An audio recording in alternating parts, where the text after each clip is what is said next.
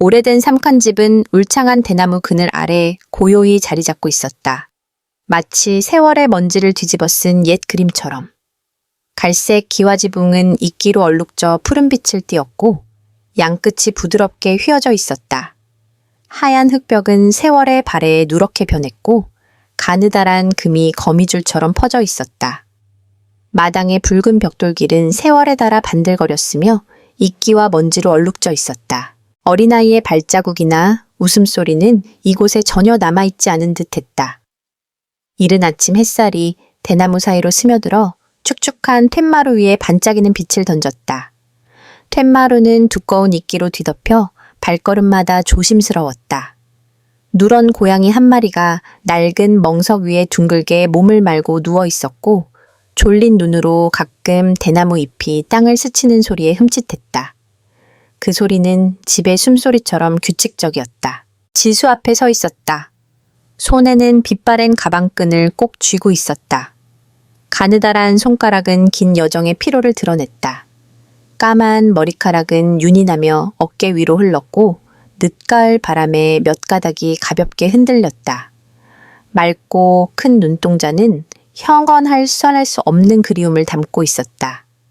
마치 깊은 호수에 떠다니는 구름을 비추는 듯했다. 뽀얀 피부는 가을 추위에 살짝 붉어져 그녀를 연약하면서도 강인한 한밤에 핀 목련처럼 보이게 했다. 집안에서 풍기는 묵직한 향냄새가 오래된 나무와 가을의 서늘한 공기와 뒤섞였다. 재단 위 향은 아직 연기를 피우며 지수가 들어본 적 없는 이야기를 속삭이는 듯했다. 그녀가 만난 적 없는 여인, 그러나 이 집 구석구석에 살아 숨쉬는 듯한 존재. 지수는 얇은 비단 한복을 입고 있었다. 연한 진주빛 한복은 그녀의 가녀린 몸을 감싸며 부드럽고 단단한 멋을 더했다. 지수는 이 낡은 집에서 자신의 자리를 찾으려 애썼다. 신부가 된 지 사흘째였다. 신혼여행도 화려한 첫날 밤도 없었다. 단출한 결혼식과 민수 그녀의 남편이 보여준 엷은 미소뿐이었다. 민수는 차갑지는 않았지만 지수의 외로움을 달래줄 만큼 따뜻하지도 않았다. 그는 결혼식 날 정장을 입고 예의 바르게 그녀 곁에 섰다. 넓은 어깨, 그러나 멀리 있는 듯한 눈빛. 결혼식 다음 날 아침, 그는 일 때문에 급히 나가버렸다. 지수는 낡은 집과 답없는 질문들 속에 홀로 남았다. 그녀는 마당에 서 있었다. 고요한 그림처럼 아름다웠지만 깊은 외로움에 잠겨 있었다. 마음의 빈자리를 채울 무언가를 기다리며. 사진 찍을 때 돌아와줘서 다행이야. 민수가 휴대폰 화면에서 눈을 떼지 않고 말했다. 지수는 반사적으로 미소를 지었다. 연애할 때는 그의 멀리 있는 태도도 견딜만 했다. 하지만 함께 살기 시작하자 그 침묵은 잔잔한 호수에 던져진 돌멩이처럼 그녀의 마음을 흔들었다. 새 집에서의 첫밤 지수는 창문 쪽으로 몸을 돌린 채 누워 있었다. 달빛이 스며들어 벽에 갈라진 틈을 비췄다. 남편 민수의 어깨도 비쳤다. 그는 등을 돌린 채였다. 잠든 건지 잠든 척하는 건지 알 수 없었다. 물어볼 용기도 없었다. 지수의 손가락은 추위에 오그라들었다.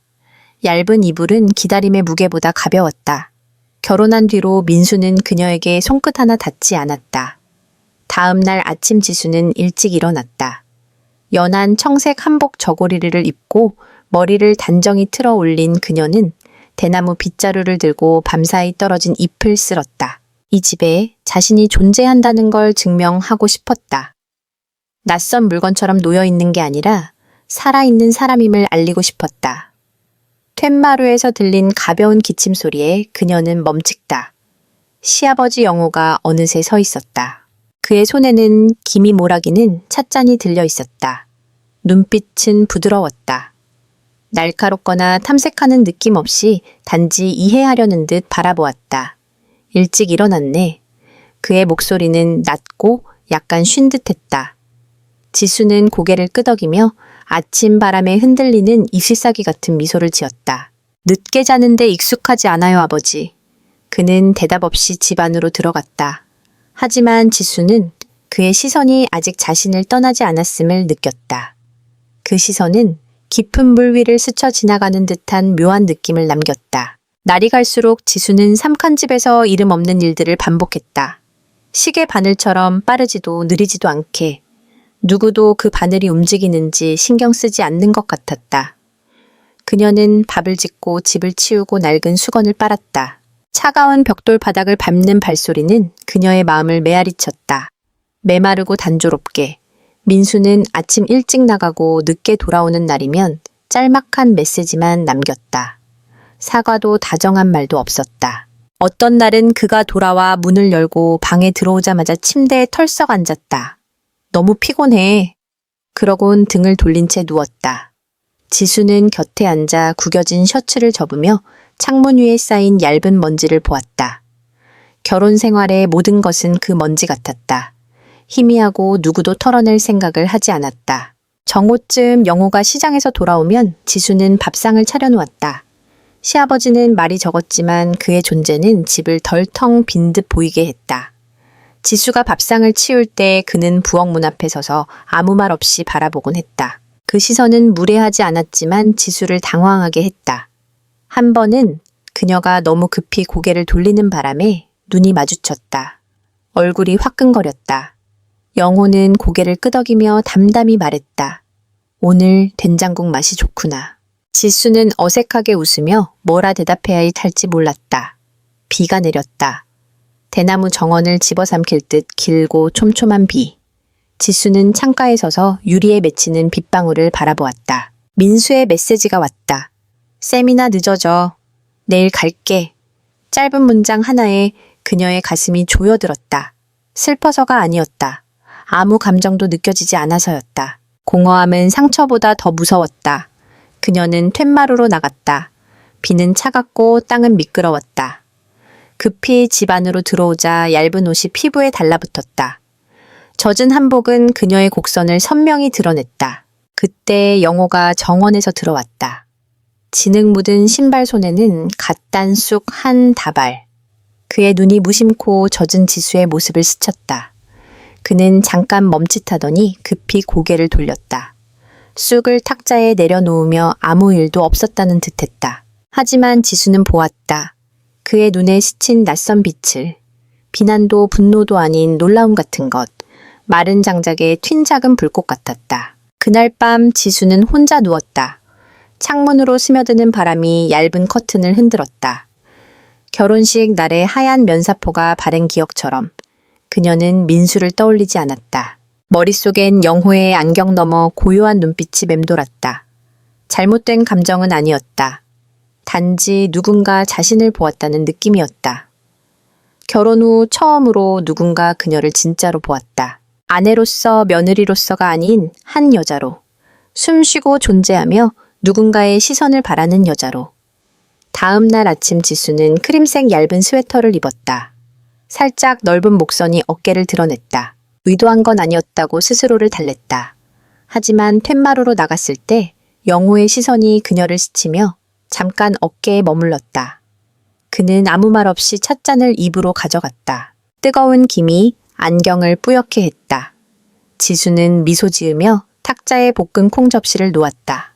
아침 드세요, 아버지. 따뜻할 때요. 그는 고개를 끄덕이며 낮게 말했다. 그래, 오늘 아침은 쌀쌀하구나. 대화는 평범했다. 하지만 둘 사이 공기는 무언가로 채워졌다. 거리감이 아니라 폭발 직전의 고요함 같았다.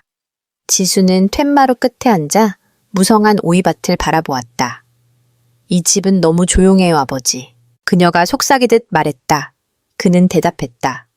그래, 사람이 적으니 익숙해졌지. 그뿐이었다. 더 말은 없었다. 하지만 대나무 사이로 부는 바람소리 속에서 지수는 가슴에 무언가가 스치는 걸 느꼈다. 슬픔인지 공허함인지 부드럽고도 날카로운 무언지 알 수 없었다. 그날 이후 지수는 자신이 변했다는 걸 알았다. 크거나 갑작스럽진 않았지만 분명했다. 거울 앞에서 더 신경 썼다. 머리를 천천히 빗고 입술에 연한 립스틱을 발랐다. 집 안에는 영호 말고 지수를 바라보는 이는 없었다. 정고 무렵 복도를 지나다 그녀는 가끔 손수건을 떨어뜨렸다. 천천히 허리를 숙여 주었다. 한 번은 영호가 몇 걸음 뒤에서 따라오고 있었다. 지수가 몸을 일으키며 살짝 돌아설 때 그의 발걸음이 멈춘 듯했다. 발소리가 아니라 숨소리가 느려진 느낌이었다. 그는 고개를 돌렸지만 지수는 알았다. 그가 보았다는 걸. 그 시선은 더 이상 우연이 아니었다. 그날 오후 전기가 끊겼다. 지수는 겉옷을 벗었다. 얇은 끝나시와 부드러운 면바지만 입은 채 맨발로 어두운 부엌에 서 있었다. 뒤에서 영호가 있는 줄 몰랐다. 그의 발소리에 그녀는 흠칫했다. 돌아보니 그의 눈과 마주쳤다. 이제 피하지 않았다. 짧고 스치던 눈빛도 아니었다. 깊고 직선적이며 인정하는 눈빛이었다. 그가 지나가며 그들의 어깨가 스쳤다. 지수는 피하지 않았다. 그녀는 팽팽한 현처럼 서 있었다. 누군가 살짝 당기기만을 기다리는 듯 그가 지나갔고 닿지는 않았다. 하지만 그의 숨결은 그녀의 목덜미에 머물렀다. 그날 밤 지수는 잠을 이루지 못했다. 옆에서 민수의 고른 숨소리는 위안이 되지 않았다. 눈을 뜨고 천장을 바라보았다. 하지만 머릿속엔 오후의 그의 눈빛이 떠올랐다.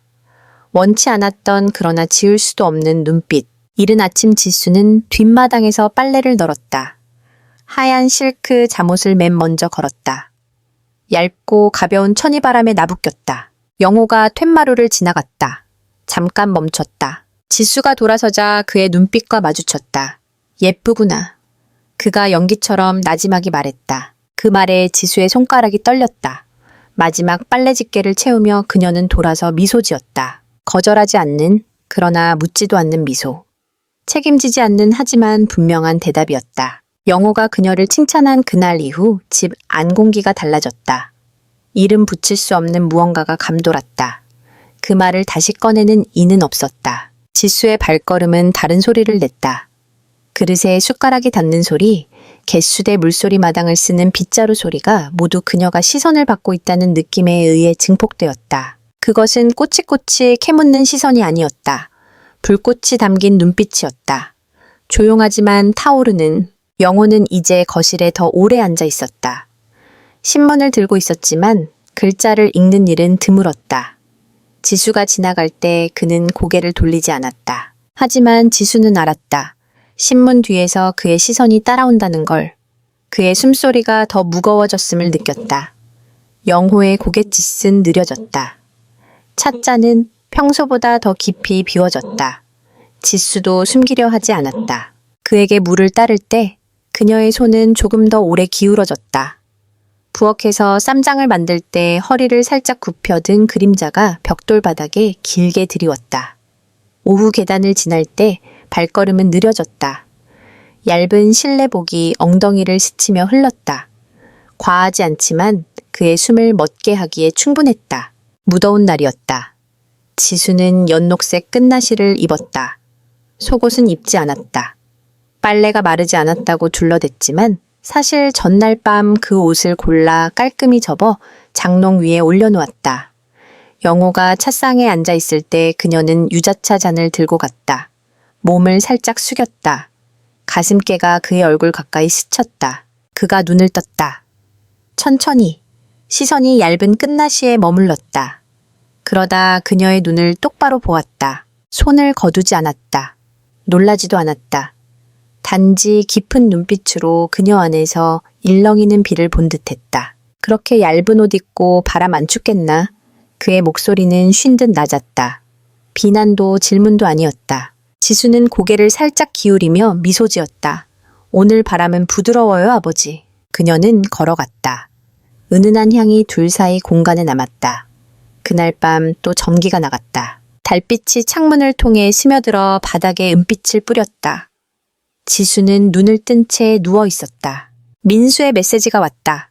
내일 감사. 사무실에서 잔다. 그녀는 침대에서 일어났다. 맨발로 복도를 걸었다. 휴대폰 손전등은 켜지 않았다. 바람이 맨 어깨를 스쳤다. 얇은 잠옷은 제2의 피부처럼 몸에 달라붙었다. 툇마루 앞에 영호가 서 있었다. 물잔을 들고 오이밭을 바라보고 있었다. 지수는 멈췄다. 소리내지 않았다. 그도 돌아보지 않았다. 밤의 풀벌레 소리와 둘 사이 희미한 숨소리만 있었다. 그러다 그가 천천히 돌아섰다. 달빛이 그의 얼굴 반쪽을 비췄다. 세월의 주름이 가득했지만 단단하고 생생했다. 잠이 안 오나 그의 목소리는 숨결 같았다. 지수는 고개를 끄덕였다. 가벼운 고갯짓. 어떤 밤에는 이불보다 시선이 더 필요하다는 진실을 받아들이는 듯했다. 그는 더 말하지 않았다. 옆에 의자를 살짝 끌어냈다. 지수는 다가가 앉았다. 너무 가깝지도 멀지도 않게. 서로의 숨소리가 밤바람과 섞일 정도의 거리였다. 그녀는 고개를 기울였다. 머리카락이 그의 어깨에 스쳤다. 우연한 접촉이었지만 그는 물러나지 않았다. 지수도 몸을 빼지 않았다. 둘은 그렇게 오래 앉아 있었다. 두 개의 작은 불씨가 서로 닿지 않고 나란히 있는 듯했다. 하지만 큰 바람만 불면 타오를 준비가 되어 있었다. 그 후로 지수와 영호 사이의 거리는 밀리미터로 재졌다. 말이 아니라 조용히 가까워지는 순간들로. 부엌에서 그의 뒤를 스칠 때 그녀의 옷자락이 그의 팔을 스쳤다. 그는 피하지 않았다.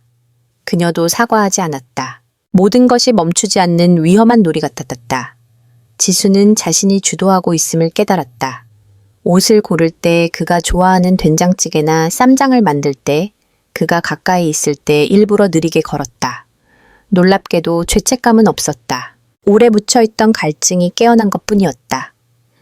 피부가 아니라 이름 붙일 수 없는 곳에서 솟아나는 갈증. 아침 밥상을 준비하던 어느 날 영호가 스쳤다. 부엌은 좁았다. 둘은 어쩔 수 없이 엎지 몸을 비켰다. 그가 찻잔을 꺼내려 손을 뻗었다. 그의 손이 그녀의 손에 닿았다. 지수는 멈췄다. 그 접촉은 진짜였다. 의도하지 않았지만 그녀의 심장이 한 박자 어긋날 만큼 길었다. 그도 잠깐 멈췄다. 그러곤 조용히 손을 뗐다. 말도 미소도 밑도 없었다. 그저 등을 돌려 부엌을 나갔다. 지수는 서 있었다. 손에는 방금 닿은 온기가 남아 있었다. 그녀는 멍하니 오래된 연기로 덮인 부엌 천장을 올려다보았다. 마음은 제방을 넘는 물결 같았다. 비 오는 오후였다. 하늘은 흐렸고 처마에서 떨어지는 물소리가 툇마루에 울렸다. 지수는 거실에서 옷을 개고 있었다. 영호가 들어왔다. 손에 수건을 들고 손을 닦으려 했지만 그의 시선은 그녀가 막 접은 옷에 멈췄다. 소매 없는 얇은 하얀 비단 블라우스였다. 이거 내 거냐? 그가 물었다. 지수는 고개를 끄덕였다. 눈을 들지 않고 네, 집에서 입는 거예요, 아버지. 그가 미소 지었다. 하지만 그의 눈은 옷이 아니라 그녀를 보았다. 옷을 접는 그녀의 모습을. 살짝 구분 등 흘러내린 머리카락 살짝 벌어진 옷깃. 지수는 처음으로 알았다. 남자가 자신을 볼 때 눈뿐 아니라 그들의 가장 깊은 곳으로 본다는 것을. 욕실에서 미끄러졌다. 가벼운 미끄러짐이었다. 무릎이 타일에 부딪혔다. 그녀는 작게 소리를 냈다. 3초도 지나지 않아 영호가 문을 열고 들어왔다. 노크 없이. 그녀는 가릴 틈이 없었다. 수건이 옆으로 미끄러졌다. 가슴의 절반이 드러났다. 물방울이 맺힌 피부는 추위와 놀람으로 붉어졌다. 지수는 멍하니 앉아 있었다. 그의 시선은 못 박힌 듯했다. 그는 즉시 고개를 돌렸다. 손이 떨리며 따뜻한 물잔을 꺼냈다. 말없이 다시 보지 않고 잔을 세대 옆에 놓고 조용히 나갔다. 지수는 수건을 둘렀다. 한참을 움직이지 않았다. 심장이 물소리에 맞춰 뛰었다. 그가 봤기 때문이 아니었다. 그녀가 보여줬기 때문이었다.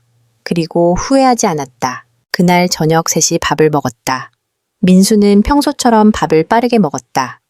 건설 현장 이야기를 몇 마디 하고는 서둘러 잠자리에 들었다. 지수는 설거지를 했다. 영호는 찻상에 앉아 있었다. 담배를 손에 들고 말없이. 그녀가 지나가자 그가 불쑥 물었다. 이 집에서 이렇게 지내는 게 속상하지 않나? 지수는 고개를 돌리지 않고 대답했다. 속상하죠, 아버지. 그러곤 툇마루로 나가 나무 기둥에 기대섰다. 달 없는 하늘을 바라보았다. 그의 발소리가 뒤따랐다. 말없이 그녀 옆에 섰다. 어둠 속 두 사람은 그림자처럼 등을 맞댄 채였다. 낮은 음표 두 개가 노래를 어지럽히는 듯했다. 바람이 얇은 티셔츠를 그녀의 가슴에 붙였다. 속옷은 입지 않았다. 영호는 너무 가까이 서 있지 않았다. 하지만 그의 눈빛이 모든 말을 대신했다. 욕망이 아니라 인정이었다. 너는 정말 아름다운 여자다. 지수는 대답하지 않았다. 하지만 심장이 떨리는 걸 느꼈다. 그녀는 물러서지 않았다. 정오 햇빛이 오이밭을 비스듬히 비쳤다. 붉은 벽돌 바닥에 얼룩진 빛이 쏟아졌다. 햇볕 냄새와 대나무 잎에 풀내음이 섞였다. 지수는 베이지색 비단 치마를 입었다. 단순하고 단정했지만 빛이 스치자 옷 아래 곡선이 그림처럼 드러났다. 아직 지우지 못한 스케치 같았다. 그녀는 영호에게 유자차를 가져갔다. 잔을 탁자에 놓으며 그의 손에 살짝 닿았다. 머리카락 한 올 스치는 듯한 접촉이었지만 심장을 어긋나게 했다. 그가 멈칫다. 책에서 눈을 떼고 그녀의 손목에 시선을 두었다. 지수도 손을 바로 거두지 않았다. 고개를 숙이며 작게 말했다. 스스로에게 속삭이는 듯한 목소리였다. 오늘 차가 좀 쉬었어요. 입에 안 맞으시면 죄송해요, 아버지. 영호는 대답하지 않았다. 그의 눈빛은 말없는 질문 같았다. 지수는 천천히 일어났다. 걸어가며 등 뒤로 그의 시선이 머무는 걸 느꼈다. 척추를 타고 흐르는 뜨거운 선처럼. 그날부터 지수는 옷을 고르는 게 습관이 아니었다. 거울 앞에서 더 오래 살폈다. 두세 번 옷을 입어보고 골랐다. 목선이 넓은 옷 부드럽고 얇은 천. 늘 그럴듯한 이유가 있었다. 아, 빨래가 안 말랐어요. 집엔 시아버지뿐이었다. 머리를 풀거나 비단끈으로 느슨히 묶었다. 몇 가닥이 어깨에 떨어지도록 부엌에서 방으로 갈 때 그녀의 걸음은 리듬을 탔다. 급하지도 느리지도 않게 그녀의 모든 것이 가볍게 흔들리도록 영호를 스칠 때 그녀는 그의 시선을 피하지 않았다. 오히려 잠깐 마주쳤다. 상대가 방향을 잃을 만큼 긴 한순간. 하지만 둘 다 입을 열지 않았다. 모든 건 거리였다. 공기였다. 길어지는 시선이었다. 영호도 달라졌다. 가까이 서는 방식차를 천천히 마시는 방식 담배를 문손이 살짝 떨리는 방식. 지수의 빗자루 소리가 벽돌 바닥에 울릴 때였다. 한 번은 그가 라이터를 떨어뜨렸다. 지수가 주웠다. 손가락이 닿았다. 둘 다 움직이지 않았다. 그는 지수가 나무를 다듬을 때 툇마루로 나왔다. 딱히 할 일이 없는데도 하늘을 본 척했지만 그녀를 보았다. 물에 젖은 작은 손 햇빛에 붉어진 목덜미를 굽은 모습을. 그는 점점 물가에서 멀어지는 사람 같았다. 다시 헤엄쳐 돌아올 생각 없이. 또 전기가 나갔다. 바람은 더위를 식히지 못했다. 땀이 목덜미를 타고 흘렀다. 옷이 축축이 젖었다. 지수는 하얀 실크 잠옷을 입었다. 더워서였다. 의도하지 않은 척했지만 결코 우연도 아니었다. 그녀는 방문을 열고 복도로 나갔다. 영호가 등을 돌린 채 서 있었다. 문 여는 소리에 그가 돌아섰다. 그 순간 창문에서 스며든 희미한 빛이 지수를 비췄다. 얇은 안개 속에 서 있는 듯했다. 잠옷은 몸에 달라붙어 속옷의 윤곽이 선명했다. 살짝 젖은 머리카락이 푸른빛 목덜미에 붙어 있었다. 둘 사이 공기가 멈춘 듯했다. 그녀는 말하지 않았다. 그도 마찬가지였다. 하지만 그의 시선은 오래 머물렀다. 더 이상 시아버지의 눈빛이 아니었다. 어둠이 빠르게 내려앉았다. 삼칸집은 전기가 끊겼다. 희미한 빛만 남았다. 재단과 부엌 구석에 급히 놓인 촛불 몇 개뿐. 지수는 방 안에 서 있었다. 문은 잠그지 않았다. 창은 살짝 열려 있었다. 바람이 커튼을 흔들며 그녀의 손목을 스쳤다. 저녁 밥을 짓던 장작 냄새가 오이밭의 습한 공기와 뒤섞였다. 복도에서 발소리가 멈췄다. 문 앞이었다. 지수는 돌아보지 않았다. 영호였다. 그만의 걸음이었다. 느리고 단단하게 심장 박동으로 벽돌을 재는 듯 부르는 소리도 노크도 없었다. 하지만 그의 숨소리는 가까웠다. 선명했다. 그녀의 잠옷은 등에 붙어 곡선을 드러냈다. 연필로 그린 선 아직 진하게 채색되지 않은 부드럽고 섬세한 선. 지수는 꼼짝하지 않았다. 손은 옷장 가장자리를 잡았다. 손바닥에 땀이 배었다. 더위 때문이 아니었다. 기다림 때문이었다. 자신이 무엇을 하는지 알았기 때문이었다. 갑자기 번개가 하늘을 갈랐다. 한순간 방 안이 하얗게 빛났다. 지수가 돌아섰다. 그 빛이 영호의 얼굴을 비췄다. 그녀를 보는 그의 눈빛은 더 이상 우연으로 위장할 수 없었다. 깊은 심연 같았고 한겨울 장작불처럼 뜨거웠다. 망설임 없이 둘은 한 팔 길이 거리에 서 있었다. 영호는 다가오지 않았다. 지수도 물러서지 않았다. 말은 없었다. 하지만 둘 다 알았다. 한 박자 어긋나거나 숨을 세게 내쉬기만 해도 모든 게 달라질 수 있다는 걸. 비 올 것 같구나. 그가 말했다. 불필요한 말이었지만 숨 막히던 공간을 풀어줬다. 지수는 입꼬리를 올리며 미소 지었다. 네, 저도 그렇게 생각해요. 어둠 속에서 처음으로 그들은 시선을 피하지 않았다. 그날부터 영호는 자신의 집에서 낯설음을 느꼈다. 책을 몇 줄 읽다 내려놓았다. 할 일 없이 뒷마당으로 나갔다. 지수가 나무를 다듬는 걸 알기에 오이밭을 바라보았다. 가끔 그는 스스로에게 물었다. 나이 든 남자 세월을 겪으며 욕망은 다 지나갔다고 믿었던 그가 왜 한 쌍의 눈동자 때문에 평생 지켜온 도덕의 중심을 잃는가. 하지만 그 눈빛, 그 미소, 그 걸음, 지수의 모든 것은 그의 이름을 부르지 않았다. 초대하지도 않았다. 하지만 숨기지도 않았다. 그녀의 행동은 그가 대답하기 두려운 질문 같았다. 아버지 관절 기름칠 좀 해드릴까요?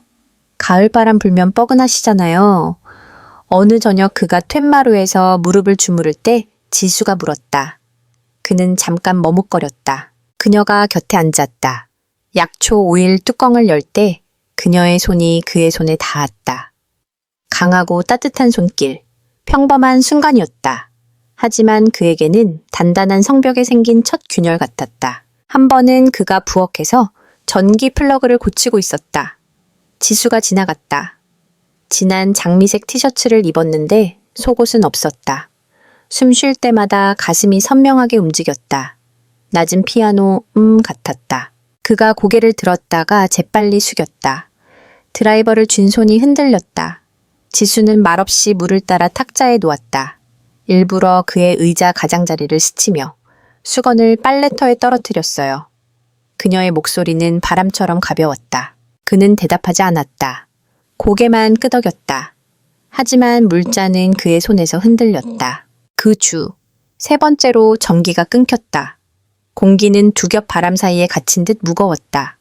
비는 오지 않았지만 하늘은 모든 걸 짓누르려 했다. 지수는 막 목욕을 마쳤다.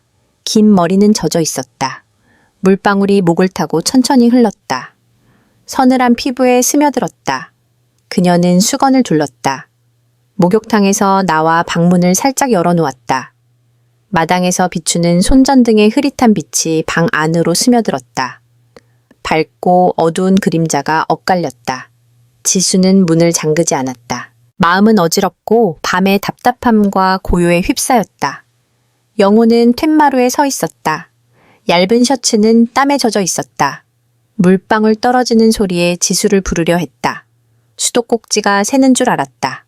그의 발걸음은 느렸다. 샌들 소리가 고요한 공간에 울렸다. 방문을 밀자 그는 멈췄다. 지수가 몸을 돌리고 있었다. 가느다란 팔로 수건을 고쳐 잡았다. 수건이 느슨해지며 가슴께로 미끄러졌다. 뽀얀 피부가 마당에 깜빡이는 빛 아래 반짝였다.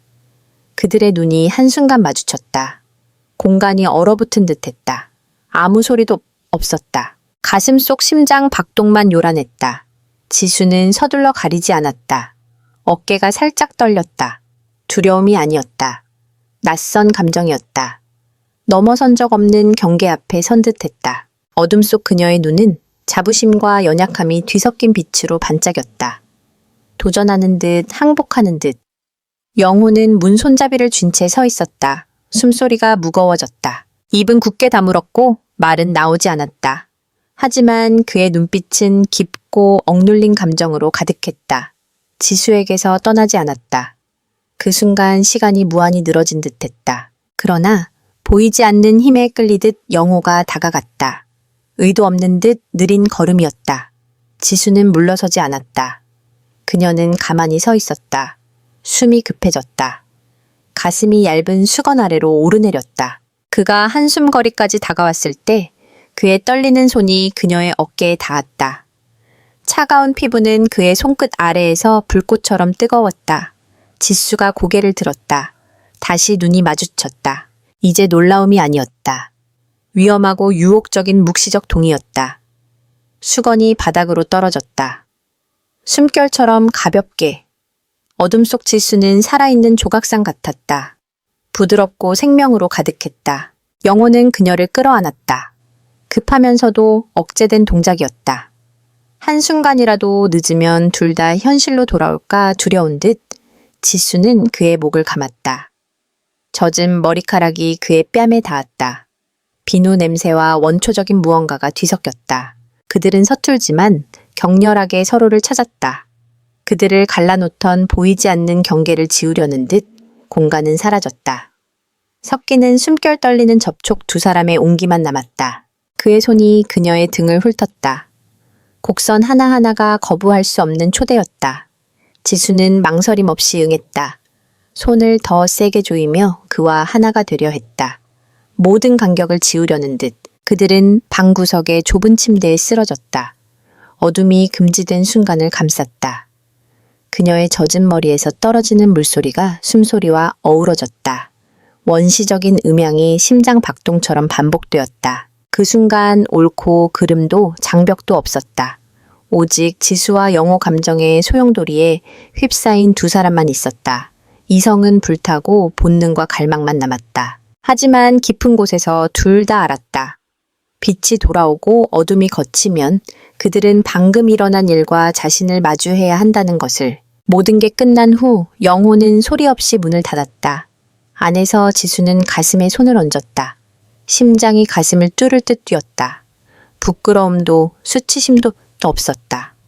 무언가가 열린 느낌뿐이었다. 그날 밤 그는 평소처럼 툇마루로 나오지 않았다. 그의 방에는 작은 등불이 켜졌다. 문은 살짝 열려 있었지만 누구도 노크할 용기가 없었다. 지수는 침대에 누워 눈을 뜨고 있었다. 복도에서 멀어지는 발소리를 들으며 방금의 순간을 떠올렸다. 조급함은 없었다. 오직 고요한 갈망만이 남았다. 얼음 속에서 살던 사람이 불을 본 듯했다. 지수는 베개에 얼굴을 묻었다. 목이 바짝 말랐다. 다음 날 아침 그녀는 긴 소매 고목깃 한복을 입었다. 무릎에는 가벼운 찰과상을 가리기 위해 하얀 붕대를 감았다. 영호가 보고 조용히 물었다. 많이 아프냐? 그녀는 미소 지으며 고개를 저었다. 견딜만해요. 그는 바닥을 내려다보며 천천히 말했다. 앞으론 조심해야지.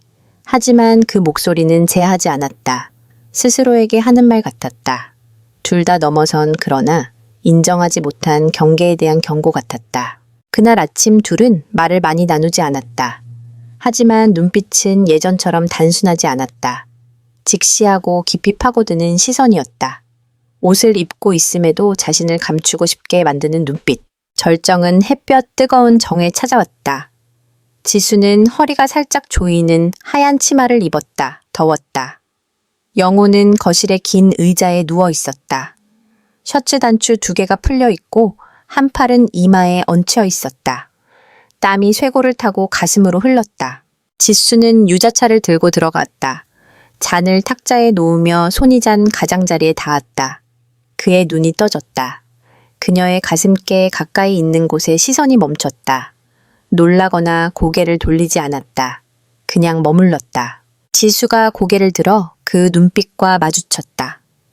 피하지 않고 방어하지 않았다. 숨 막힐 듯 긴 정적.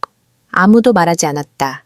하지만 눈빛으로 모든 게 전해졌다. 그날 저녁 바람이 불었지만 비는 오지 않았다. 공기는 갑자기 차가워졌다.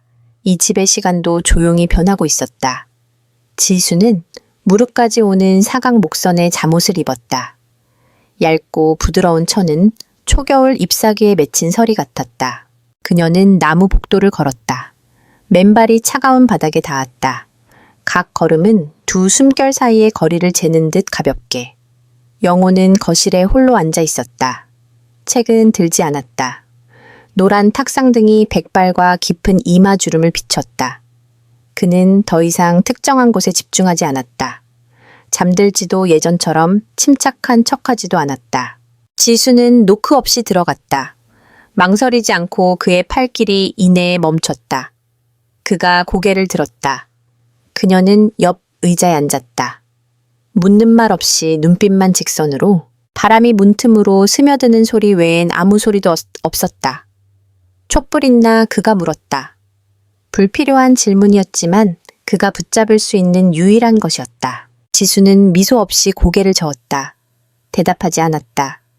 그녀는 뺨에 흘러내린 머리카락을 만졌다. 아주 느린 동작이었다. 손목이 둘 사이의 공간을 스쳤다. 영호의 손은 의자 팔걸이를 살짝 쥐었다. 손가락에 핏줄이 도드라졌다. 그녀의 작은 움직임을 좇았다. 지수는 몸을 기울여 그의 어깨에 살짝 닿았다. 기대는 게 아니라 스치는 정도였다. 더 이상 우연이 아닌 가벼운 접촉. 그는 물러서지 않았다. 굳지도 않았다. 숨만 느려졌다. 팔걸이에 얹힌 손이 움직였다. 그녀의 손에 살짝 닿았다. 묻는 듯한 접촉이었다. 지수는 손을 거두지 않았다. 고개를 돌려 그를 보았다. 그녀의 눈은 이름 붙일 수 없는 감정으로 가득했다. 단지 감정의 갈증 속에 선 남자와 여자였다. 영호가 고개를 돌렸다. 그녀의 눈에 시선을 고정했다. 더 이상 피하지 않았다. 이게 뭔지 아는 거냐? 그의 목소리는 작았고 자신을 두려워하는 듯했다. 지수는 고개를 끄덕였다. 망설임 없는 빠른 대답이었다. 알아요. 하지만 돌아갈 수 없어요. 그는 그녀를 오래 바라보았다. 그의 손이 천천히 그녀의 손 위에 얹혔다. 가벼운 쉼.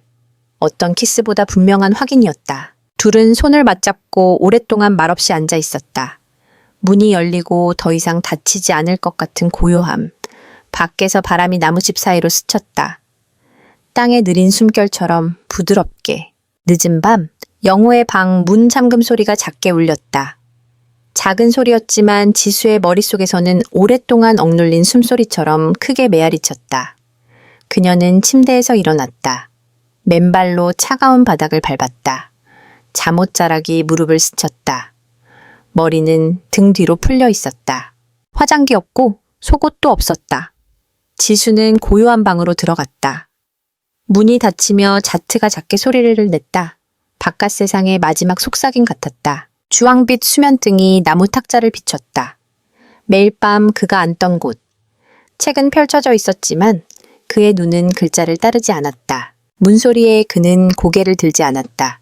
하지만 어깨가 살짝 움직였다. 그녀의 존재를 오래전부터 느낀 듯했다.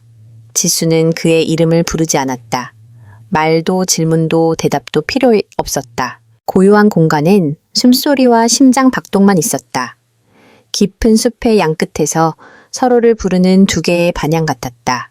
그들은 천천히 그러나 확실히 다가갔다. 예정된 두 직선이 교차하듯. 영호의 몸은 밤바람보다 따뜻했다. 긴 하루의 열기와 더 긴 밤들의 억눌림을 품고 있었다. 그의 손이 그녀의 허리에 닿았다. 처음에 떨림은 없었다. 옳고 그름의 경계 앞에서 머뭇거리던 이는 더 이상 없었다. 그의 숨소리는 깊고 무거웠다. 물러서거나 피하지 않았다. 지수는 그 접촉에서 힘을 느꼈다. 육체의 힘이 아니라 모든 이성을 버리고 갈망을 마주한 결단의 강렬함이었다. 그들은 급히 불타는 자들처럼 사랑하지 않았다. 시간을 따질 여유가 있는 이들처럼 느리지도 않았다. 그것은 숯불처럼 은은한 사랑이었다. 가벼운 바람만 불면 꺼지지 않는 불길로 타오를 준비가 된. 영호는 그녀를 들어 올렸다. 부드럽지만 단단하게. 얇은 도자기를 다루듯 조금이라도 서툴면 깨질까 두려운 듯 그는 그녀를 침대에 눕혔다. 천천히 이 순간을 영원히 붙잡고 싶은 듯 그의 손은 그녀를 찾았다. 그녀의 맥박이 문을 두드리듯 선명했다. 초대였다. 각 접촉은 선언이었고 각 눈빛은 고백이었다. 지수는 저항하지 않았다. 두려움도 말도 없었다. 그녀는 오랫동안 기다려온 사람처럼 그를 받아들였다. 그림자가 아닌 온전한 인간으로 보이길 원했던 사람. 그의 손이 조일 때마다, 그의 숨결이 가까워질 때마다 지수는 자신이 살아있음을 느꼈다. 존재하거나 의미 없는 날들을 끌며 걷는 게 아니라 모든 감각이 깨어난 삶이었다. 그녀의 몸은 그와 하나가 되었다. 부드럽지만 강렬하게. 바위에 부딪히는 파도처럼 온화하면서도 막을 수 없었다. 어둠 속 흐릿한 수면등이 그들을 비췄다. 살아있는 그림처럼 밝고 어두운 조각들. 두 사람의 경계는 녹아내렸다. 숨소리와 심장 박동이 전투의 북소리처럼 터졌다. 지수는 그의 손을 잡았다. 떨리는 목소리였지만 분명했다. 간청이자 명령이었다. 아버지, 아무 말도 하지 마세요. 그냥 저를 안아주세요. 아무 말도. 그 말은 부드럽고도 고통스러웠다. 현실의 껍질을 가르는 칼날 같았다. 둘 다 알지만 외면할 수 없는 금기의 진실을 드러냈다. 영호는 살짝 고개를 끄덕였다. 눈은 반쯤 감겼지만 그의 모든 감정은 이미 넘쳐 흘렀다. 제방이 무너진 물처럼 억제할 수 없었다. 그는 그녀를 더 세게 안았다. 그녀를 그리고 이 세계가 무너지지 않기를 붙잡으려는 듯 그 순간 그들은 더 이상 별개의 존재가 아니었다. 사회가 강요한 역할도 없었다. 오직 지수와 영호 어둠 속에서 서로를 찾은 두 영혼뿐이었다. 모든 한계는 불탔고 모든 죄는 짧은 순간이라도 용서받았다. 그 밤 이후 그들은 더 이상 연기하지 않았다. 매일 아침 지수는 그의 방에서 나왔다. 얼굴에 주저함은 없었다. 그녀의 눈빛은 누구도 피하지 않았다. 그녀는 부엌으로 가서 그릇을 씻고 밥을 지었다. 어젯밤 아무 일도 없었던 듯 영호도 마찬가지였다. 단정한 셔츠를 입고 툇마루에서 신문을 읽었다. 하지만 지수가 지나갈 때 그의 손은 가끔 멈췄다. 그녀가 그릇을 꺼내려 허리를 숙이면 그는 그녀의 등에 시선을 두었다. 그녀가 쌀을 꺼내려 장을 열면 그는 방향을 잃은 사람처럼 그녀의 그림자를 쫓았다. 전고 민수가 일하러 나가면 영호는 집에 더 오래 머물렀다. 조기 은퇴에 심장이 약해져 더 이상 공사장을 다닐 수 없다는 핑계였다.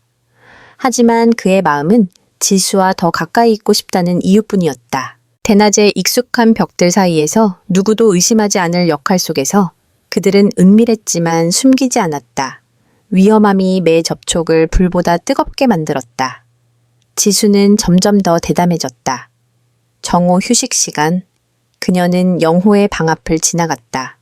문 앞에 오래 서서 노크하지 않았다. 발소리가 충분히 길게 울리도록 그가 고개를 들게 만들었다. 미소도 유혹도 없었다. 그저 바라보았다. 그 눈빛은 영호가 책을 내려놓게 만들었다. 한 번은 부엌에서였다. 통풍 벽돌 틈으로 햇빛이 쏟아졌다.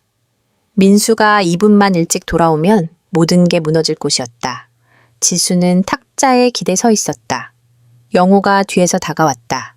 낮게 속삭였다. 아버진 더 이상 자제할 수 없어. 지수는 돌아서며 그의 이마에 자신의 이마를 맞댔다. 눈을 살짝 감았다. 그의 남성적인 냄새가 부엌에 남은 고추장 볶는 향과 뒤섞였다. 민수는 예고 없이 일찍 귀가하기 시작했다. 함께하는 저녁 식사는 묘하게 답답해졌다. 다툼도 비난도 없었다. 그저 너무 오래 맞닿는 눈빛과 단순한 질문 뒤에 이어지는 긴 침묵뿐. 오늘 된장국이 좀 달라. 민수가 어느 저녁에 말했다. 가벼운 목소리였지만 감정은 없었다. 지수는 고개를 끄덕이며 설명하지 않았다.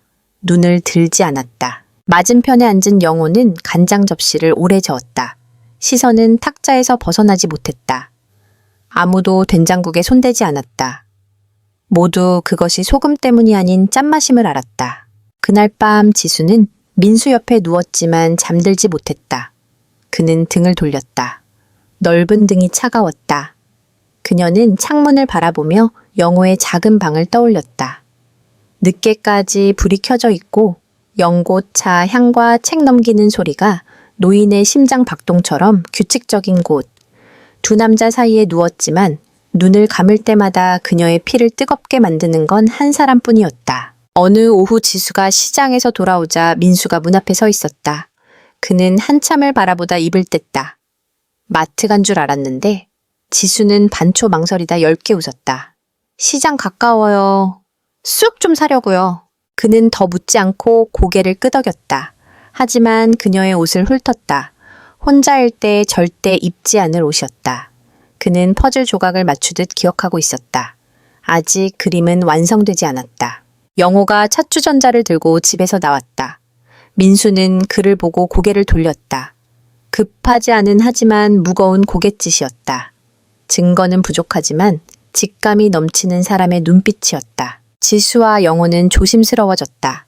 하지만 조심할수록 그들은 출구 없는 미로에 깊이 빠졌다. 사흘 동안 접촉을 피했지만 매일 밤 영호 방의 탁상등은 그녀가 들어갈 때까지 켜져 있었다. 한 번은 지수가 앉자마자 머리끈을 풀기도 전에 영호가 그녀를 끌어안았다. 지수는 그의 손을 세게 쥐었다. 속삭였다. 우린 들킬 거예요. 그는 대답하지 않았다. 그녀의 이마에 자신의 이마를 오래 맞댔다. 모든 출구를 닫는 문장 같았다. 그가 배운 도덕 지켜온 원칙은 이제 얇은 페인트층 같았다. 지수의 손은 그 층을 한 조각씩 떼어내고 있었다. 느리지만 주저없이. 절정은 민수가 예상보다 일찍 돌아온 저녁이었다. 지수는 영호의 방에 있었다. 치마는 흐트러지고 머리는 묶지 않았으며 어깨에는 그의 향기가 남아 있었다. 바깥에서 오토바이 소리가 들렸다. 그녀는 벌떡 일어나 창으로 달려가 마당을 보았다. 민수가 문을 열고 있었다. 그녀는 치마를 끌어내리고 머리를 정리하며 문을 열고 나가려 했다. 영호가 막았다. 그의 손이 문 손잡이에 얹히고 그녀를 똑바로 보았다. 당황하지 마. 평소처럼 나가. 아무 일도 없었던 것처럼. 지수는 말없이 고개를 끄덕였다. 치마를 쥔 손이 떨렸다. 복도를 지날 때마다 줄 위를 걷는 듯했다. 민수가 집에 들어와 배낭을 의자에 던지며 크게 불렀다. 지수나 왔어. 지수는 부엌에서 나왔다. 손에 행주를 쥐고 목소리는 가볍게. 밥 먹었어. 그는 고개를 저었다. 배고프네. 그러곤 찻상에 앉은 영호를 보며 말했다. 아버지 건강하시죠? 영호는 웃었다. 소리 없는 미소였다. 건강하지 늘 그렇듯. 누구도 오래 서로를 보지 않았다. 방에 남은 은은한 향수 냄새를 언급하는 이도 없었다. 하지만 셋 모두 무언가가 궤도에서 벗어났음을 알았다. 추락을 기다릴 뿐이었다. 지수는 작은 검은 공책에 적기 시작했다. 이름도 날짜도 없는, 집이 잠든 밤 고요히 쓰는 글자들. 각 글자는 끊어지는 숨결이었다. 각 줄은 터지지 않으려 애쓰는 심장 박동이었다. 그녀는 영호를 이름으로 부르지 않았다. 그 또는 빈칸으로 두었다. 하지만 각 문장은 진짜 감정으로 가득했다. 쓰면서 자신의 가슴을 핥히는 듯했다. 오늘 밤 그는 내 손을 아주 세게 잡았다. 잃을까 두려운 사람이 아니라 잡을 용기가 없는 세이지 없는 사람처럼. 창문으로 빛이 들어와 그의 얼굴을 비췄을 때 나는 그의 눈을 볼 용기가 없었다. 그가 무슨 생각을 하는지 묻지 못했다. 알게 되면 나는 더 이상 물러설 수 없을 테니까. 지수는 누구도 말하지 못한 것들을 썼다. 공책을 서랍 깊숙이 넣었다. 예전에 손수건을 두던 곳. 기록하기 위해서가 아니라 숨쉬기 위해 썼다. 그 글자가 없으면 세 사람이 사는 이 집에서 매일 밤 한 사람만 떠올리는 그녀는 질식할 것 같았다. 낮에는 지수가 여전히 얌전한 며느리 세심한 아내였다. 제 시간에 밥을 짓고 영호에게 공손히 인사하며 민수가 일 이야기를 할 때 미소 지었다. 하지만 부엌에 들어설 때마다 문틈으로 비스듬히 들어오는 햇빛은 그의 손이 어둠 속에서 그녀의 허리를 감았던 순간을 떠올리게 했다. 영호 앞에 밥상을 놓을 때마다 그녀는 그의 품에 안겨 젖은 머리카락이 그의 가슴에 붙었던 모습을 보았다. 영호도 마찬가지였다. 신문을 읽고 시장에 갈 때 생강 좀 사오라고 당부하고 바람 부는 날 차를 끓였다. 하지만 지수가 지나갈 때마다 그는 고개를 들었다. 보기 위해서가 아니라 나이 든 남자가 수많은 상실을 겪은 그가 밤에 며느리의 머리카락 냄새를 몰래 맡기 위해 자신의 집에서 도둑처럼 걷고 있음을 느끼기 위해서였다. 어떤 밤 지수는 자신의 방에 누워 영호의 방으로 가지 않았다. 눈을 감고 잠을 청하려 했지만 몸이 따르지 않았다. 그녀는 일어나 작은 등을 켜고 공책을 펼쳤다. 내가 잘못했음을 알아. 하지만 물러설 수 없어. 그가 내 등에 손을 얹을 때 거절할 수야 없었어. 필요하지 않다고 말할 수 없었어. 굶주린 자가 불을 필요로 하듯 먹기 위해서가 아니라 존재하기 위해 그를 필요로 해. 쓰고 나서 공책을 덮었다. 울지도 후회하지도 않았다. 복도로 나갔다. 영호의 방등은 켜져 있고 문은 잠겨 있지 않았다. 그녀는 가볍게 노크했다. 그가 문을 열었다. 묻지 않았다. 삼칸집은 바나나 나무 정원 한가운데 외로이 서 있었다. 아침 새소리는 더 이상 맑지 않았고 부러진 나무짚은 치우는 이 없이 떨어졌다. 지수가 떠난 뒤 부엌엔 불의 온기가 사라졌고 햇빛을 받기 위해 치워졌던 커튼도 그대로였다. 그녀가 어디로 갔는지 아무도 몰랐다. 거실 나무 탁자 위에 4등분으로 접힌 종이 한 장만 남았다. 비스듬한 글씨 마지막 귀퉁이에 잉크가 번진 곳은 아직 젖은 채 손이 닿은 듯했다. 죄송해요. 더 이상 머물 수 없어요. 더 아프게 하지 않으려 떠납니다. 이름도 날짜도 작별 인사도 없었다. 하지만 영호는 그 글씨를 마지막으로 보게 되리라 알았다. 그날 이후 그는 더 이상 매일 오후 찻상에 앉지 않았다. 늘 앉던 의자는 벽에 바짝 붙여졌다.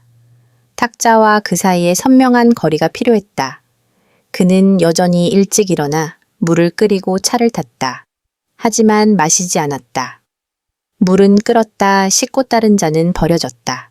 목적도 이유도 없는 반복이었다. 저녁이면 그는 방에 앉았다. 탁상등이 주름진 얼굴에 그림자를 드리웠다. 탁자 위엔 표지 없는 청록색 공책이 있었다. 안에는 짧은 몇 줄뿐이었다. 한 페이지에 10줄을 넘지 않았다. 오늘은 벽돌바닥에 빗자루 소리가 없었다. 바람이 부엌으로 불어오고 커튼을 잡아줄 이는 없다.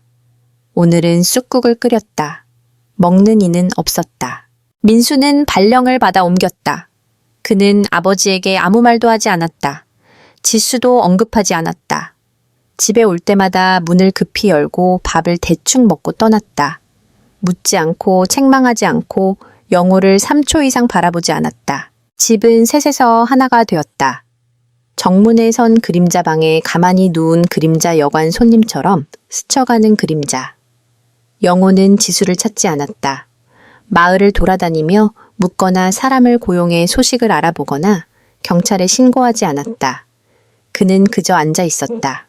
정원 뒤 버려진 오래된 기둥처럼 고요히 매일 몇 줄을 더 썼다. 어느 늦은 오후 골목 입구에서 채소를 파는 할머니가 들렀다. 갓 딴 배추 바구니를 들고 계단에 앉아 부채질하며 말했다. 지수 그애 서울에서 꽃집에서 일한다던데 잘은 모르지만 영호는 돌아보지 않았다. 고개만 살짝 끄덕였다. 바람이 불어도 알아챌 수 없을 만큼 가벼운 움직임이었다. 그날 밤 그는 공책을 펼쳤다. 몇 글자를 썼다. 네가 살아있다는 것만으로 충분하다. 할머니가 지수 이야기를 한 뒤 영호는 창가에 자주 앉았다. 나뭇잎 틈으로 햇빛이 비스듬히 들어오는 자리였다. 책 반 페이지를 비추지만 마음은 밝히지 못했다. 그는 더 묻지 않았다. 주소를 찾거나 말을 전하지 않았다. 그저 해질 무렵 골목 입구를 바라보았다. 낮게 묶은 머리 무릎 아래로 긴 치마를 입은 여성이 지나갈 때마다 그의 시선은 멈췄다. 가슴이 한 번씩 아렸다. 하지만 부를 용기는 없었다. 그는 민수에게 지수 소식을 전하지 않았다. 숨기려는 게 아니라 이 이야기에서 누구도 먼저 입을 열 권리가 없었기 때문이다. 한 번은 부자가 함께 밥을 먹을 때 민수가 갑자기 물었다. 아버지 지수한테 아직 화나셨어요. 영호는 밥그릇을 내려다보았다. 숟가락이 허공에 멈췄다. 마른 손에 핏줄이 도드라졌다. 그는 느리고 고르게 대답했다. 화낸들 뭐에 아팠으면 그저 붙잡는 수밖에. 지수가 쓰던 방은 그대로였다. 그녀가 즐겨 입던 하얀 치마는 옷장 뒤에 걸려 있었다. 향기는 달이 지날수록 옅어졌다. 하지만 영호는 치우지 않았다. 잠그지도 않았다. 가끔 아무 이유 없이 그 방에 들어가 책꽂이를 바라보며 서 있었다. 은빛으로 변한 쑥국화 화병을 바라보았다. 그녀가 일기를 숨겼을지도 모를 서랍을 보았다. 한 번은 떨리는 손으로 서랍을 열어보았다. 텅 비어 있었다.